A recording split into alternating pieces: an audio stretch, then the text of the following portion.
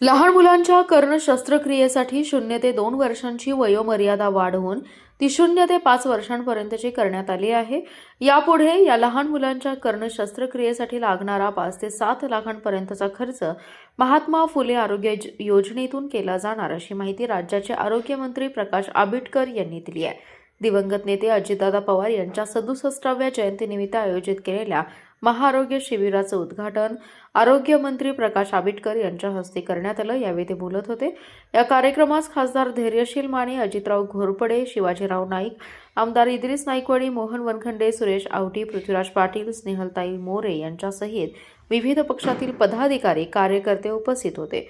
राज्यातील प्रसिद्ध 14 हॉस्पिटलमधील 60हून अधिक डॉक्टर या आरोग्य शिबिरामध्ये सहभागी झाले होते। 5000हून अधिक रुग्ण या शिबिरामध्ये सहभागी झाले। प्रकाश आंबेडकर म्हणाले, प्रत्येकाने आपल्या आरोग्याकडे गांभीर्याने लक्ष देणं आवश्यक आहे। आरोग्य चांगलं नसेल तर कितीही पैसा मिळवला तरी त्याचा उपयोग होत नाही। सुखी जीवनासाठी उत्तम आरोग्य हीच सर्वात मोठी संपत्ती आहे। आजारी पडल्यानंतर पैशांपेक्षा आरोग्याचं महत्त्व अधिक जाणवतं। विधान परिषदेचे आमदार इद्रिस नाईकवाडी यांनी स्वर्गीय अजितदादा पवार यांच्या जयंतीनिमित्त आरोग्य शिबिर आयोजित केले। महाराष्ट्र शासनाच्या ज्या काही सार्वजनिक आरोग्याच्या योजना आहेत त्यातील 2 महत्त्वाच्या योजना अतिशय चांगल्या पद्धतीने राबवत असल्याचं त्यांनी यावेळी सांगितलं।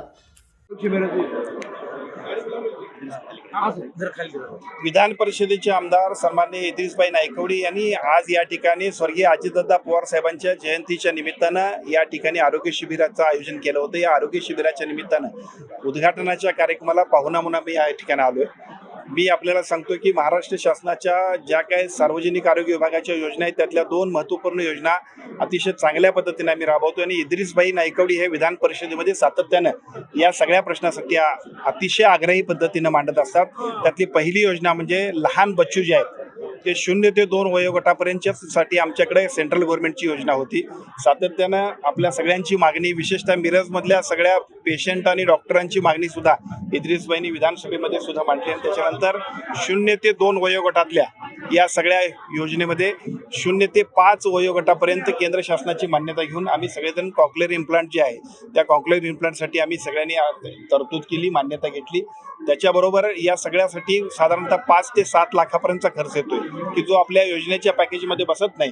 त्यासाठी सुद्धा जे कॉर्पस फंड आपला आहे त्या कॉर्पस फंडमध्ये याच्यासाठीची तरतूद करण्याबद्दलची सुद्धा विधिमंडळामध्ये मागणी झाली होती। त्यासाठीचा प्रस्ताव करण्यासाठी सुद्धा महात्मा फुले आरोग्य योजनेमध्ये आम्ही सूचना दिलेल्या आहेत की ज्याचा फायदा सर्व छोट्या बच्चूंना, सर्वसामान्य नागरिकांना होणार।